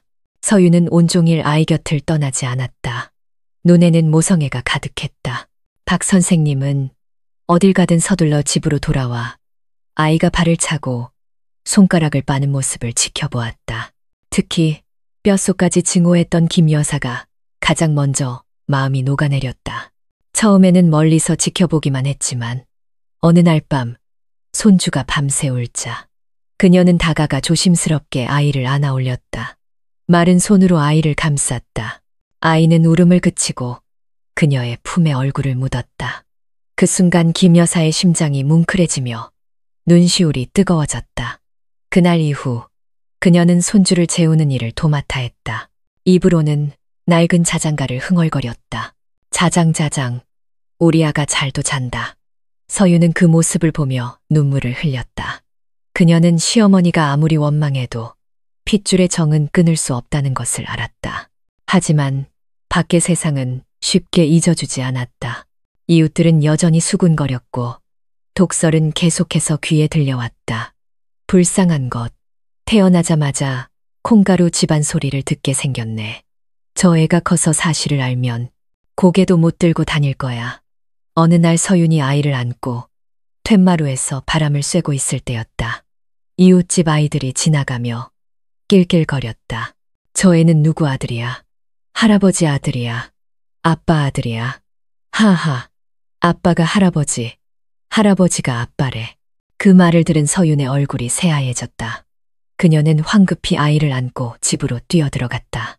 눈물이 하염없이 흘렀다. 아이를 꼭 껴안고 속삭였다. 아가야, 넌 죄가 없어. 저 사람들 말 듣지 마. 집에 돌아온 박 선생님이 그 모습을 보고 분노가 치밀었다. 그는 대문 밖으로 나가 분노에 찬 목소리로 소리쳤다. 그만들 해. 욕을 하려거든 나를 해. 아이는 죄가 없으니 건드리지 마. 아이들은 겁을 먹고 도망쳤지만 웃음소리는 멀리서도 들려왔다. 그날 밤 박 선생님은 툇마루에 앉아 있었다. 눈은 퀭했고 손에 든 담배는 떨렸다. 서윤이 아이를 요람에 눕히고 조용히 옆에 앉았다. 그녀의 목소리는 메어 있었다. 아버님, 차라리 제가 아이를 데리고 다른 곳으로 떠날까요? 여기서는 아이가 평온하게 자랄 수 없을 것 같아요. 박 선생님은 굳어졌다. 눈이 붉어졌다. 그는 조용히 고개를 저었다. 어딜 가려고? 홀몸으로 누가 너를 지켜주겠니? 절대 안 된다. 하지만 여기 있으면 아이가 평생 수치 속에서 살까봐 두려워요. 서윤이 울음을 터뜨렸다. 박 선생님이 며느리의 머리를 쓰다듬으며 메인 목소리로 말했다. 안다. 하지만 아버지를 믿어라. 언젠가는 사람들이 이해해 줄 날이 올 게다. 우리가 올바르게 살고 이 아이를 훌륭하게 키워내면 세상도 결국 침묵할 수밖에 없을 거야. 그 말에 서유는 눈물 속에서 고개를 끄덕였다. 앞길이 멀고 험난하다는 것을 알았지만 적어도 곁에는 박 선생님이 있었다. 김 여사는 방 안에서 그 대화를 조용히 들었다. 그녀는 벽을 향해 돌아 누워 눈물을 뚝뚝 흘렸다. 마음속 분노는 아직 가시지 않았지만 손주에 대한 사랑이 점점 커져 모든 것을 압도하고 있었다. 그녀는 한숨을 쉬며 생각했다. 하늘이 나를 벌하시려는 모양이다. 하지만 죄 없는 아이에게 무슨 죄가 있겠는가. 그때부터 그녀는 손주를 더욱 살뜰히 돌봤다. 이웃들의 욕설을 들으면 여전히 속이 상했지만 아이가 천진하게 웃는 모습을 보면 마음속에서 작은 불씨가 모든 것을 녹이는 것 같았다. 밖에서는 여전히 세상의 입방아가 독을 품고 있었지만 작은 집안에서는 아이의 울음소리와 웃음소리가 상처 입은 세 사람을 잇는 끈이 되어가고 있었다. 시간은 흘러 아이의 이름은 안이라고 지었다. 평안을 바라는 기도와도 같은 이름이었다. 안이 생긴 후 무겁던 집안의 희미한 기쁨이 싹트기 시작했다. 옹알이 소리, 맑은 웃음소리가 침묵을 채워주었다. 안은 클수록 잘생겨졌고 맑고 투명한 눈과 통통한 얼굴은 보는 이의 마음을 녹였다. 처음에는 경계하던 이웃들도 지나가다 안의 웃음소리를 들으면 저도 모르게 미소를 짓고는 황급히 고개를 돌려 감정을 숨겼다. 어느 날 오후 안이 마당에서 첫걸음말을 뗐다. 서유는 아이를 부축하며 웃었다. 행복의 눈물이 뺨을 타고 흘렀다. 툇마루에 앉아있던 김 여사는 처음에는 조용히 지켜보다가 참지 못하고 일어나 두 팔을 벌렸다. 안이 아장아장 달려와 그녀의 품에 안겼다. 김 여사는 울음을 터뜨리며 손주를 꽉 껴안았다. 아이고, 내 강아지, 내 손주. 그 울음소리에는 더 이상 분노가 아닌 애정만이 가득했다. 서유는 그 모습을 보며 눈시울이 뜨거워졌다. 처음으로 시어머니가 진심으로 부드러워진 것을 보았다. 그 눈에는 오랫동안 갈망했던 행복이 비쳤다. 안이 걷기 시작했다는 소문은 온 동네에 퍼졌다. 사람들은 여전히 수군거렸지만 욕설 대신 한숨소리가 들려왔다. 저 녀석 참 똑똑하네. 그러게, 보면 불쌍하기도 해. 아이가 무슨 죄가 있겠어. 한때 악담을 퍼붓던 이웃 아주머니가 지나가다 아내게 사탕 하나를 쥐어주었다. 입으로는 여전히 투덜거렸다. 불쌍하긴 하지만 너희 집안은 여전히 망신이야. 하지만 눈빛은 예전과 달랐다. 박 선생님은 그 모든 것을 지켜보며 조금이나마 안도감을 느꼈다. 자신과 서윤의 멍해를 푸는 길은 아직 멀었지만 적어도 손주가 사람들의 마음에 연민의 씨앗을 심고 있다는 것을 알았다. 서윤도 변했다. 부끄러움에 고개만 숙이던 며느리에서 아이를 안고 당당히 시장에 가는 엄마가 되었다. 누군가 험담을 하면 그녀는 그저 안을 더 꽉 껴안아 아이의 맑은 웃음소리가 모든 독서를 덮어버리게 했다. 그녀는 마음속으로 알고 있었다. 앞만 바르게 자라준다면 세상은 결국 침묵할 것이라고. 김 여사는 날이 갈수록 손주와 가까워졌다. 밤마다 안을 안고 마당을 거닐며 자장가를 불러주었다. 손주를 보는 그녀의 눈빛에는 예전의 절망 대신 희망이 빛났다. 입 밖으로 내지는 않았지만 며느리에 대한 증오는 이미 많이 사그라들고 그 자리엔 조용한 애정이 자리 잡고 있었다. 어느 날 안이 고열로 알아누웠다. 온 가족이 놀라 병원으로 달려갔다. 박 선생님은 밤을 새웠고 서유는 거의 기절할 듯 울었다. 김 여사는 병원 마당에 나무 아래 무릎을 꿇고 간절히 기도했다. 안이 회복되자 세 사람은 안도의 한숨을 내쉬며 서로를 보고 조용히 눈물을 흘렸다. 그 사건은 그들에게 깨닫게 해주었다. 아무리 큰 풍파가 닥쳐도 이 아이가 그들을 하나로 묶어주는 끈이라는 것을. 안이 두 돌이 되던 날 아이는 엄마라고 옹알거리더니 갑자기 박 선생님을 보며 아빠라고 불렀다. 온 가족이 그 자리에 얼어붙었다. 서유는 아이를 안고 울음을 터뜨렸다. 박 선생님은 떨며 눈물을 쏟아내고 안을 꽉 껴안았다. 김 여사도 고개를 돌려 황급히 눈물을 훔쳤다. 밖에서는 이웃들의 독설이 점차 줄어들었다. 여전히 의심의 눈초리는 있었지만 예전처럼 노골적인 욕설은 들리지 않았다. 천진하고 순수한 아이가 세상이 그 가족에게 씌운 오명을 조금씩 씻어내고 있었다.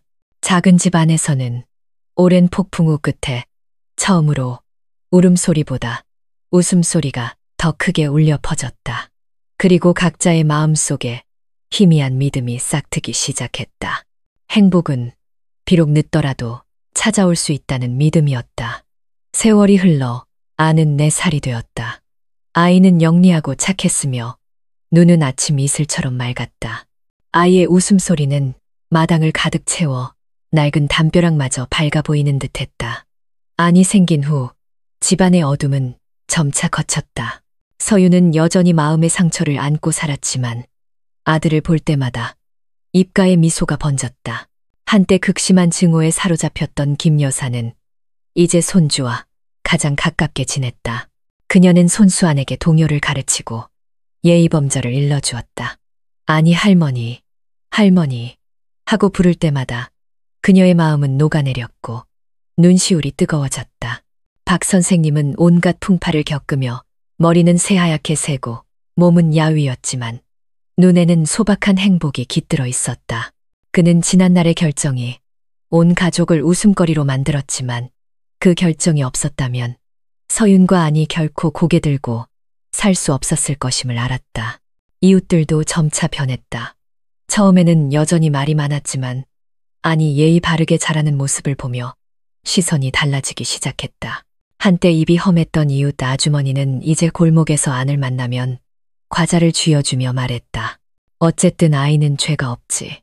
저렇게 착한데 누가 욕을 하겠어.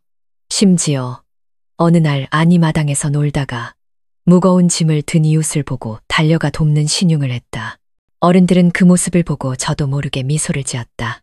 지난날의 욕설은 점차 사라졌다. 몇 년간 의절했던 시댁 친척 중 몇몇도 다시 찾아오기 시작했다. 그들은 아이를 보러 온다는 핑계를 댔지만 서윤을 보는 눈빛은 예전처럼 날카롭지 않았다. 한 큰아버지는 한숨을 쉬며 말했다. 어쨌든 지난 일이야. 중요한 건 저 녀석이 바르게 자라는 거지. 서윤은 그 말을 듣고 눈물이 글썽였다. 그녀는 지독한 고통의 터널을 지나 오늘 한 줌의 빛에 닿았다는 것을 알았다. 어느 날 오후 온 가족이 툇마루에 둘러앉아 있었다. 안이 웃으며 뛰어다녔고 서윤은 그 옆에 앉아 있었다. 눈에는 소박한 행복이 가득했다. 김 여사는 손주를 안고 조용히 자장가를 불렀다. 박 선생님은 말없이 앉아 있었다. 나이 들어 흐려진 눈이었지만 입가에는 미소가 번졌다. 그가 나지막이 말했다. 세상 사람들 말이 때로는 틀릴 때도 있지. 무엇이 옳고 그른지 누가 판단하겠나. 그저 우리가 올바르게 살면 하늘도 결국 외면하지 않는 법이야. 서윤이 그를 돌아보았다. 눈이 반짝였다.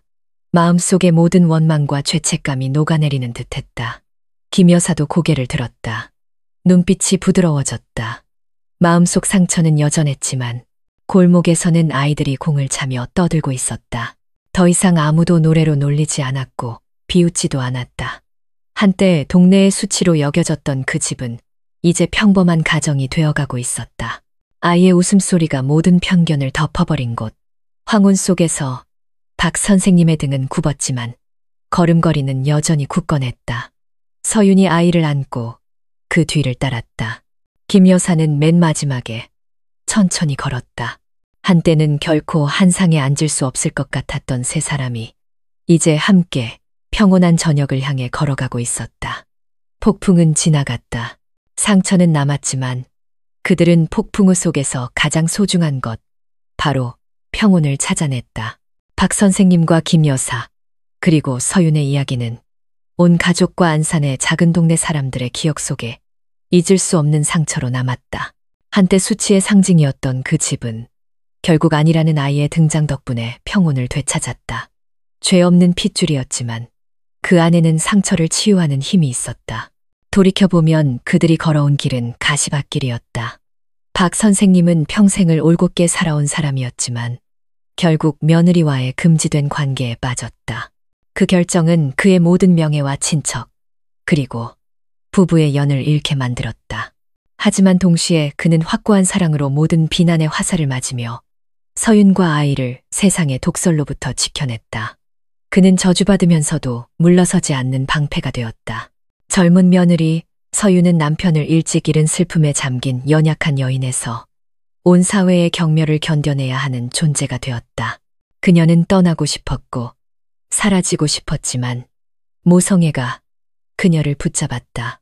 뱃속의 아이는 그녀가 모든 것을 견디며 버틸 수 있었던 이유였다.